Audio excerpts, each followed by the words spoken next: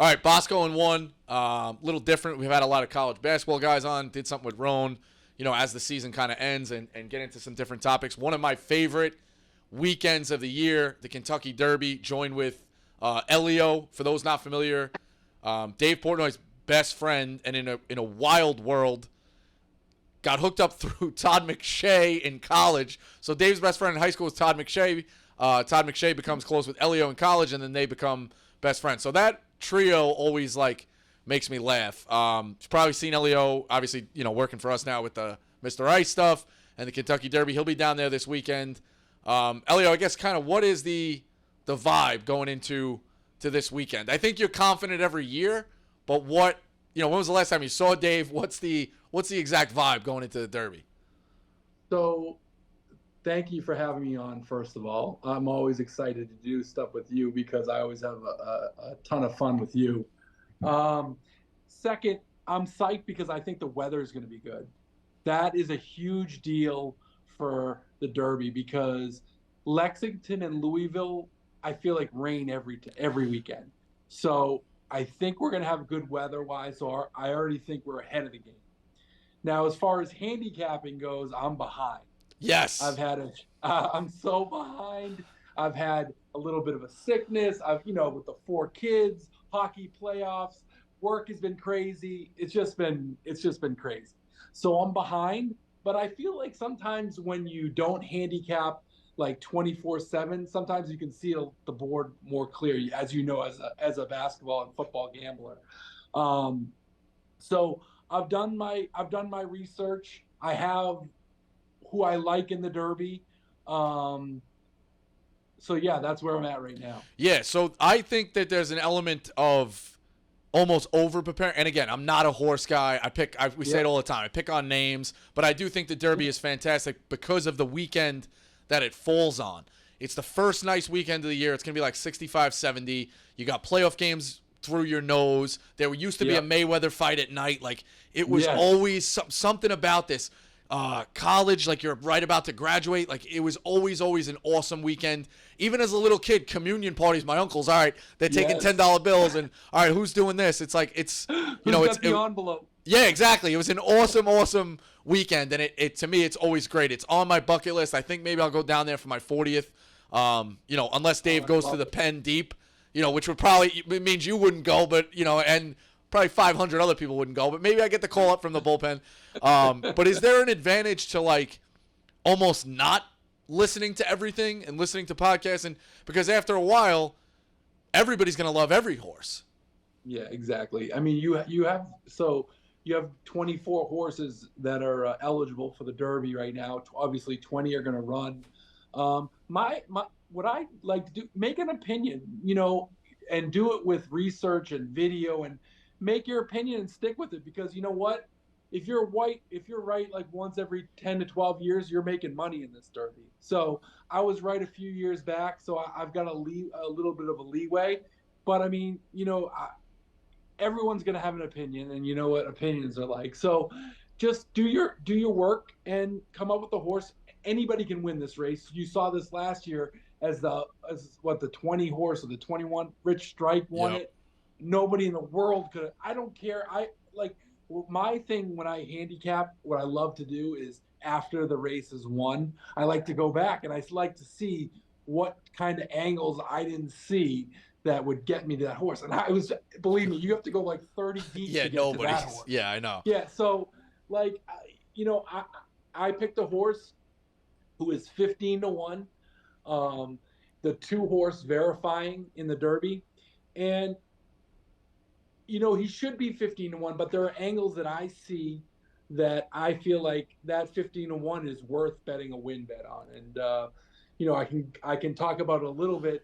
So there you go. You got people hooked in the first 3 minutes. You gave out your winner, so hopefully they stick around now. I don't know if they will. I think the down clicks, but whatever. You're learning short form. I have the Oaks double. We'll all right, fair enough. But I'll go through the whole field. I'll kind of touch on the Derby as well with the different stuff. So we'll have a little bit of fun with it as well. So like what we've seen in the clips, you go down there with Dave. And gambling with Dave is difficult and can be tough. How contentious do those battles or words actually get with you guys in the moment? And like, what was the one that maybe it was before it got on camera, before obviously the reality show kind of started, but your favorite one where you're driving and it might hit you and you laugh, or people haven't seen that he had a great line. Like, the one that cracks me up is when your kids are walking to the plane and they're like, Daddy said you lost. And he's just going, oh yeah, Daddy can't pick his nose. Like, that contentiousness to me sums up your relationship, makes me crack up laughing. So I'm guessing, like, what was the best moment of the two of you with the Derby? Well, I'll say that the funny thing is when we were on the plane with Dave, and he was nice enough to bring my family. The thing that I love to do with him is I love to send my kids, like, to sit on his lap and, like, grab him, because I know he's such the least touchy-feely guy. So that makes me feel good when I send my 3-year-old to, like, grab his leg. I laugh like 10 straight minutes because he's just a little bit uncomfortable like that. But I will say this. So now the way the partnership has gone is basically we have a set allowance. And the numbers are so crazy now because of him. Yeah. I mean, I bet huge, and then he bets in a different even stratosphere. Like, it's just not even... So it's a little bit crazy right now. But I'll say this. The way we have it set up is, let's say we have $5,000 each. He gets to bet his way. With his $5,000, he does whatever he wants. And with my $5,000, I do whatever I want. So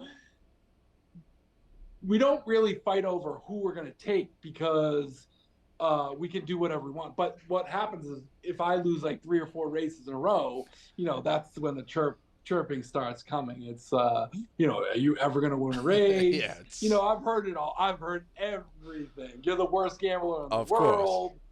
Course. Meanwhile, he's lost 16 races in a row. So, but the relationship cracks me up. And then the new thing now, I know you got involved in the TikTok game. Like, the stuff that comes out, he does have some great witty tweets. It's like, hey, look, Elio hasn't won 4 in a row. He's involved in the TikTok, and you're just trying to be nice, filming, whatever, and you got the glass on. So there's a lot of content that comes out of the Derby for people who are new, and that's always cracks it up to me. You talked about, like, what you look for, right? I have a famous clip calling Frances. I called it pole positions instead of post positions. How much weight do you put in? Well, let's look at this. So horses kind of makeup, or history, or like, train, like, what percentage of the pie, just off the top of your head, would you kind of make that up of past runs, breed, I guess, trainer, owner, like, what percentage kind of fills up that pie of what you should be looking at? I definitely take a look at all of it. And I think you have to look at, I grade mostly on what they have done, in their races. And you can always project a little bit on their future, because these are young horses. They're only 3-year-olds. Most of them only run 5, 4, 3, 6 times. So you can definitely build off each of these races.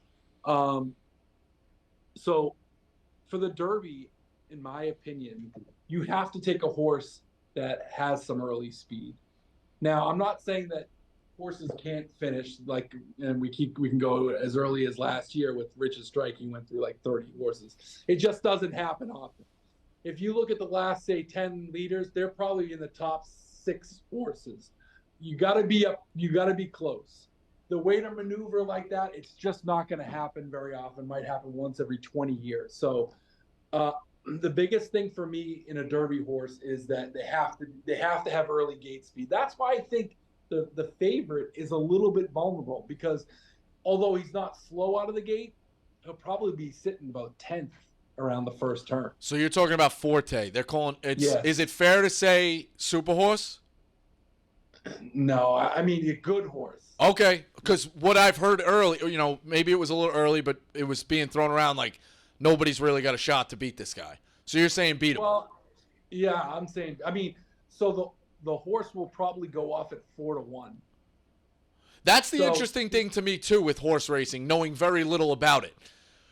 Football, Sunday night, I'm looking at college football lines. Monday morning, you're looking at NFL. I gotta get the Chiefs in at -3.5, because in a week it might hit 5. by the end of the week, or it could hit 7, or it moves this way. Horse racing, it's like, it's bizarre to me that there is no locked price. It doesn't reward anybody. Like, you go pick Skinner right now at 20-1. You might not get 20-1. You could get 80 or you could get 4. It's very bizarre to me as to why that is. I know why they do it, right. But it's so bizarre. It's like everywhere else. Well, where'd you get that number? Oh, I got it early. All right, that guy's sharp. With this one, you don't know when the fuck he got it. It's like it's just bizarre that it moves kind of that way. So is there anything to kind of look at? Usually, go ahead. No, go ahead. Finish that thought. No, I just said usually as a horse, and you're exactly right. As a horse player, when I bet a horse that's 5-1, I'm like, all right, 5-1, and then it wins, and it went off at 3-1. I'm like, always. It's never the other way. Like, you always feel like it's going down. Well, for those people waiting, is there any kind of stock to put in to somebody now looking at a list of this is to me the opening numbers because it's Tuesday, let's say, right? So Hit Show and I know the one spot is really bad. Nobody wins out of the one. Hit Show is at 30. If Hit Show gets to 80 or Hit Show gets to 19, like, should you be looking at which way the horses move the closer and closer you get to post time? Yeah. So with the Derby, you'll know, right? You'll, like, for instance, 12 o'clock on Derby day, you'll have, like, if Hit Show is 50-1, he might go to 60-1, but that's what he's gonna. There's too much money in the pools, so you like with a number like that. Now, if you're looking at a horse that's 4-1, he could technically go down to maybe 5-2. But they're not going to vary that much with the money pools like that at the Derby. But if you're holding a horse at, let's say, like 6-1 or 5-1, and he moves to like 8-10 to 12, does that really worry you, or just because that you like that's a real worry? Yeah, it is. I always say the public's sort of smart in horse racing, so yeah, it does worry me. But then again, you like when that horse wins, you get the extra, 3 or 4-1. Yeah, nice. But so opposite of the general public in regular gambling, you actually think you should ride the public. Yeah, the public's right a lot. All right, that's a great tidbit. There's some smart money. There's some smart money going on it. Like owners of horses that know stuff. That's the smart money, Yeah, that's a great tidbit. I respect that. And again, like, I know very little about it.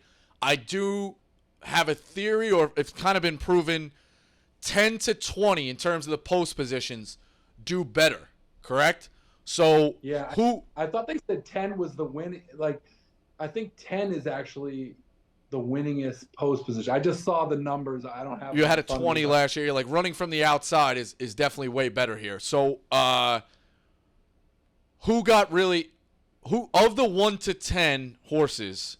I'll read through them too. Who was probably a contender and then got screwed being on the inside? Hit Show 30-1, Verifying. I think you're going to go with that answer because that's who you picked. Verifying 15-1, Two Phils 12-1, Confidence Game 20-1. A lot of people told me to ask you about Tappet Trice 5-1, King's Horns 12-1, Reincarnate 50-1, Mage 15-1, Skinner 20-1, and Practical Mace 10-1. So I think if you're saying who do I think got a bad draw out of Practical those? Move. I think Two Phils. So the reason why those outside draws, and I'm not saying I would say maybe 19 and 20 are a little bit too far outside, but I agree maybe 10 through 17, that's sort of where you want to be. The 3-horse is not a early speed. So when you're outside in like the 16, you can sort of watch what everybody's doing from the inside, and you can you don't have to break super sharp. You can just break enough where you can sort of float in mid-pack and sort of secure a position. When you're inside, you almost have to go because there's so much commotion going on with all those horses. You have to you sort of use your horse up a little bit just to get a spot. And sometimes with such a long race, you use yourself up a little bit. It's like a sprinter who has to go super fast early. He might not have a late kick. So I think the 3-2 Phils, that position hurt him. Okay. So maybe use him underneath, probably still has a lot of speed. But Yeah, I think he might him get and caught in Verifying. traffic. And, when you're like 17th or 18th, it's hard to come in. So I would probably where I like the horse. I just think when you brought up, I think that's a bad spot for him. All right. Let's run through this one real quick, and then I'll kind of go through the field. Brad Cox, 4 horses running. Of those, you obviously love Verifying at 2. If you were using somebody else in that exacta or Verifying couldn't win, your pick doesn't win, who do you think is most likely for him to come through with a winner? Angel of Empire in the 14 spot, 8-1. Hit Show in the 1 hole, 30-1. Or Jair's Road, which one is that? 12? Yeah, Jace's 12. Road, 12-1. 12 spot, 15-1. Which one would you pick as most likely for Brad Cox to also get through? I would take the 14 Angel of Empire. Okay. I'm not as hot. Like, he's won his last 2, so I mean he's in really good form. So I would never talk you off it. He's going to probably be 7-8-1. But I know a really sharp handicapper that I speak with. That's his horse. So, and Brad Cox is one of those money trainers. The big races. Pletcher, Baffert, Cox. I mean, the reason why they're the best is because they win these types of races. So I would be very surprised if it isn't either a Pletcher or Cox. And now Baffert is banned for this one, right? Yeah, he's banned again, but I think he sends horses to other trainers. I don't think he has one. I think Tim Yakatine is his guy he sends it to, but I don't think he has a favorite in here. Yeah. Or he gave him up early. So the thing that fascinates me from being like a big payout type of guy, I went one night, I think it was during COVID, and researched the trifecta payouts over the last 20 years. Some of the numbers are insane. So the way I looked at it was, hey, put a couple of bucks in with your buddies and get a ton of combos on even $1 ticket, $2 ticket. It's a big payout. But for the most part, you can turn a profit, and then you roll that into, let's say, the Preakness, and you cut it down. Maybe you're betting a smaller, and then you ride it all kind of on the Belmont as long as you're a vibe, which we did, and we lost Charlie. What was the one Charlie? The guy died. The owner's friend died. It was a couple of years ago. I'll have to look it up. Whatever it was. You lost in the Belmont by like this much with Charlie. So whatever the hell that horse was named. Either way. But with those tickets, you can't have all of them. So the most valuable thing to me, and I think you were pretty good on it last year, is who do you toss? Who do you toss out of these tries? And it's tough to say because last year an 80-1 won, but I think that's weird because that was a horse that was added late. So like nobody really had it on there, so that's where it gets weird. I almost want to ask you about the ones that are left off. Like if somebody does get scratched, who would we look at? But either way, gotcha. you can't have all of them. Obviously you can probably have like, if you really want to go crazy in the tickets, you could have like 10, but you can't use 10 in all 3 spots. No, you got to have guys underneath. So I guess we'll go with this. I'll go through the whole field, and you give me either a cross off. Very deep, underneath, meaning probably, or potential winner, and then, winner, where you can finish it first or second. The number 1, Hit Show. Off. Okay. Verifying, we think obviously can be a winner. I'll give you more time on that. What do you love about Verifying?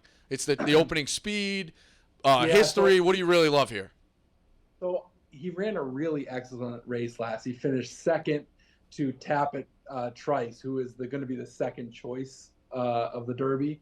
And I think it's one of those horses that is just getting better. I thought down the stretch, they actually bumped. Tapit Trice and Verifying hit each other down the stretch. And not enough to claim foul, but they did look at it. So I think if Verifying improves, and the thing about Verifying, I think he will get the inside position. He'll be able to secure the rail because he's faster than 1 through 5 here. So we'll be able to secure that rail, I think, unless a couple of horses from the outside try to cross over.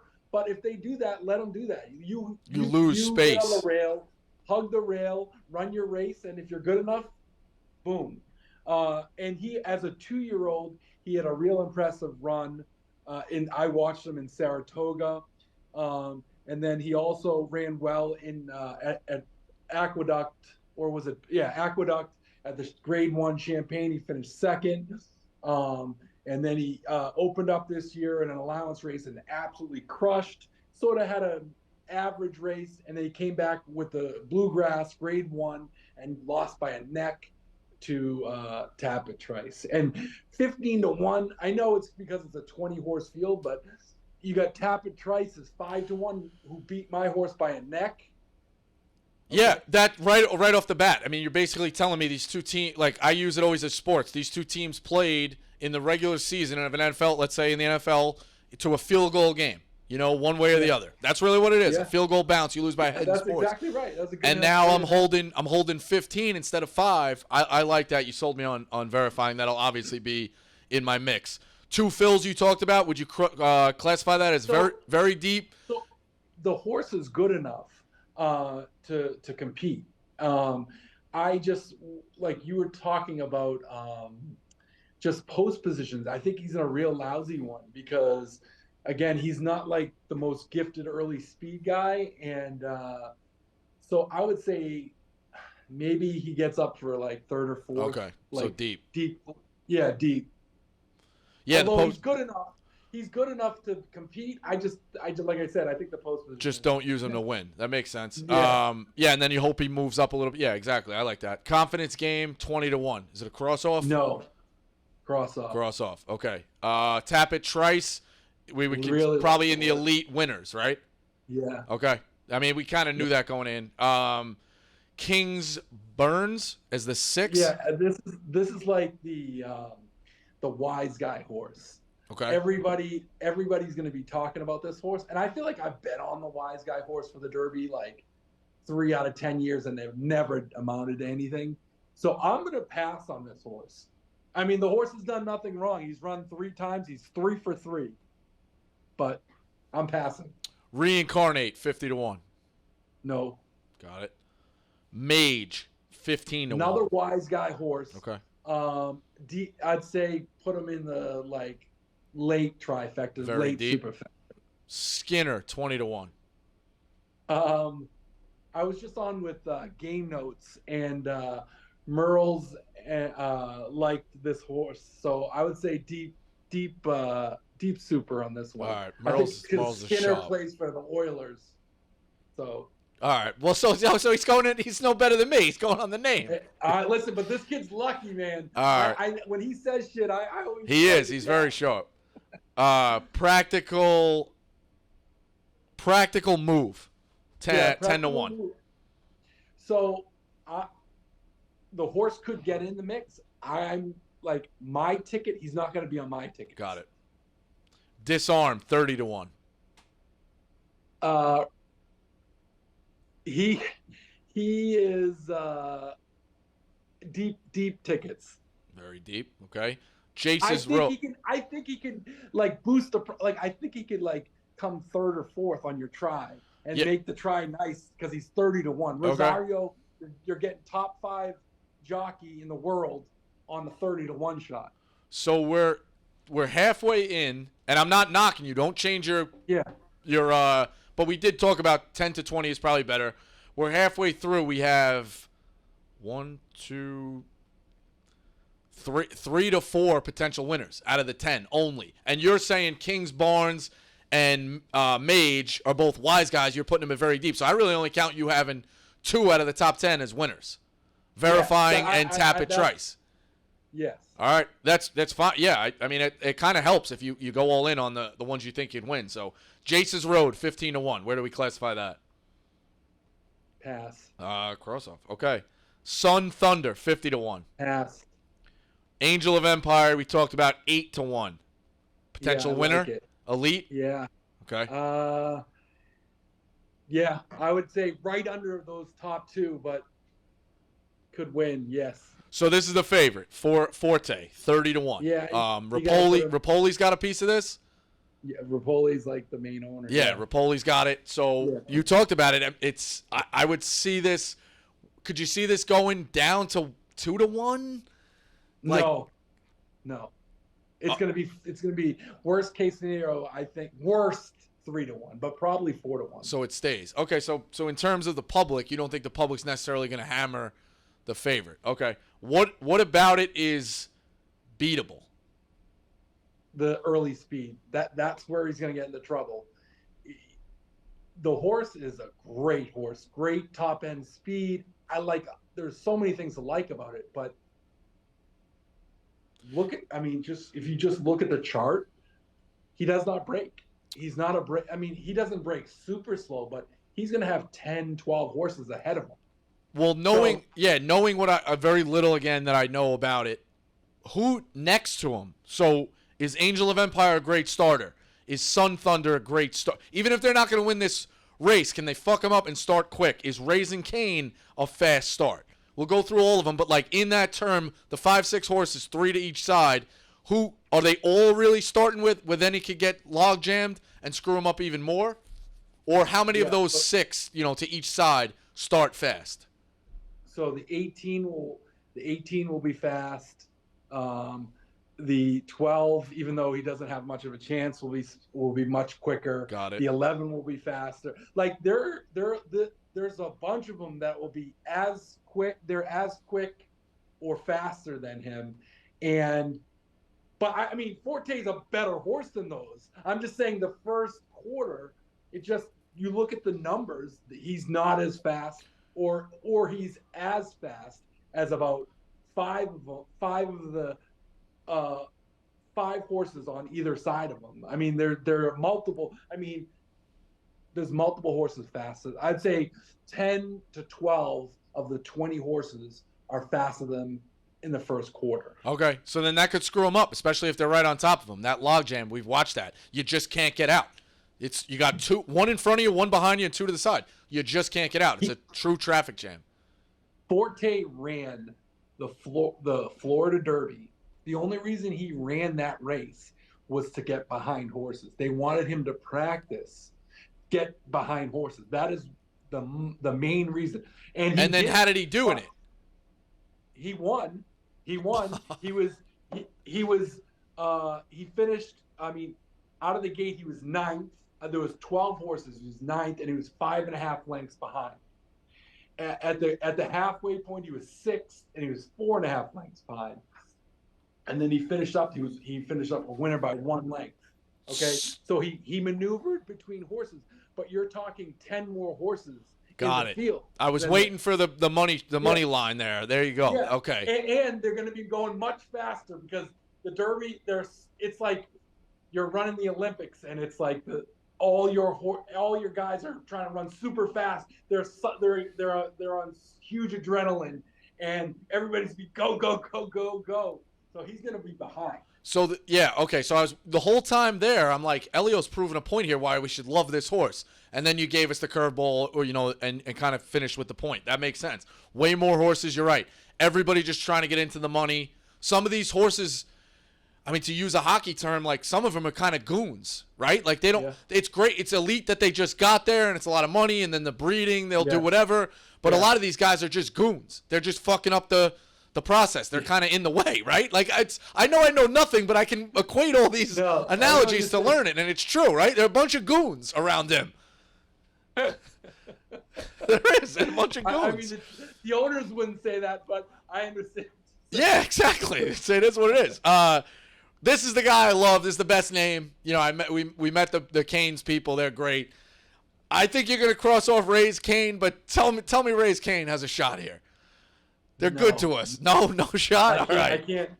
I can't get you there. All right, it'll be underneath for me. That's fine. Okay. Derma Stagate or Stagate, 10-1. Another one of the wise guy horses. Okay. It's a Japanese horse they brought in.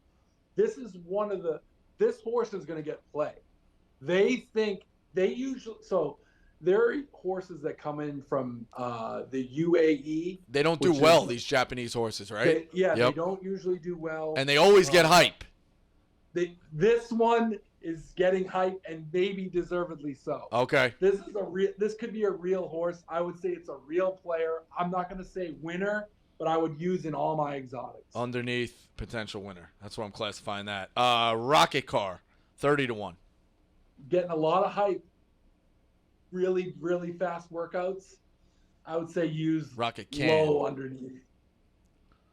Rocket Can, 30-1. Yeah. Lord Miles, 30-1. No. Pass. Pass. And Pass. Contador, 50-1 cross up. Okay. So what is the ticket set up as? So my ticket would be set like this. I have the 2-5, okay, up on top. Okay. And then I would play off with the 14 and 15. I'd use those certainly. And then I'd use a little bit on 10 practical move, but I in my opinion, play off the 2 and 5. Okay. You know, whatever you feel, you know, take 3 or 4 horses and play them second. Have the 2-5 on top. You know, play the, you know, whatever 14, 15 second, and then play play some crazy supers with 30-1 bombs. But short, yeah, okay. So short, but real short winners though, basically is what you have. Yeah, I okay. mean, you know, you're gonna get, so even if the 2 or the 5, 2 is gonna be 50 plus. Throw a few bucks on the 2 to win and 15-1. That's not a bad. All right, that makes sense. And then, so real quick to end it, the Oaks is Friday. What do you have in the main race as far as a winner, or just different races you can kind of rapid fire and let people follow as they go? Yeah, so I'll give you my Oaks Derby double. Okay. And I'm not going to get too much into it, but I have. So it would be a 7-5 with 2-5. So Wet Paint and Wonder Wheel in the Oaks, and then Verifying and Tap It Trice. If you play it for $1, it's a $4 double ticket. It would, you know, any combination of that is going to pay really well. Wet Paint is probably going to go off about 3-1. But I have a sneaky feeling about this 5-horse Wonder Wheel. Let me just find. Let me go to my sheet. So this Wonder Wheel was the 2-year-old. Should I say champion? I don't know if she was champion, but she was. Here it is. She won the Grade 1 Ashland and Keeneland as a 2-year-old. She won 4 races as a 2-year-old. Now she's come back as a 3-year-old, and she came in second and then 5th. So I think the second race she had an excuse. But if she runs back to as a 2-year-old, usually they make a big jump from a 2 to 3. So she's had a little bit on luck, I think, as a 3-year-old. But she's 12-1 Wonder Wheel in the Oaks. And if she runs back to like what she did as a 2-year-old, which I think she's going to, she ran well here at Churchill too. So that's my price in the Oaks, the 5. All right. Wonder Wheel. All right. I appreciate it. Obviously, look for Elio. Hockey playoffs are rolling. Derby, I'm sure there's going to be a lot of funny videos coming out of there. Elio, thanks obviously for the time.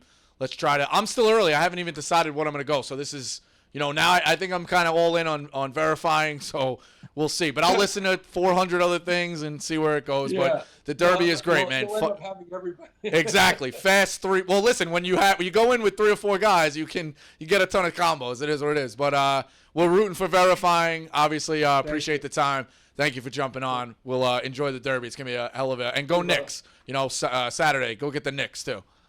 Go. All right. Take it easy. Thanks, Elio. See you, brother.